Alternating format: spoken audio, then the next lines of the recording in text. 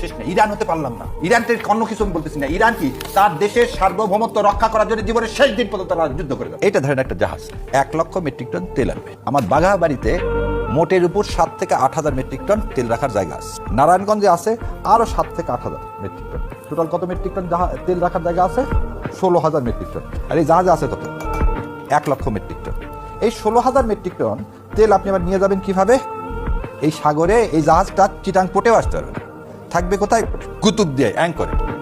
আমরা বলছিলাম যে এটাকে আমরা পাইপ লাইন দিয়ে, কি দিয়ে?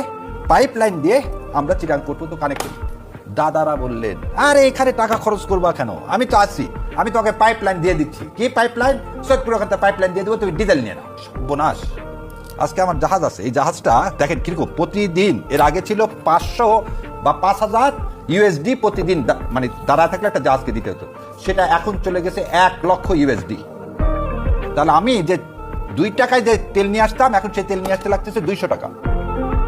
2 টাকার তেল এখন লাগতেছে 200 টাকা। দ্বিতীয় কথা, এই জন্য আমাদেরকে সৌদি আরব তেল দেওয়া বন্ধ করে দিচ্ছে, যে ওর কাছে জাহাজ পাঠালে 6 মাস আটকে থাকে।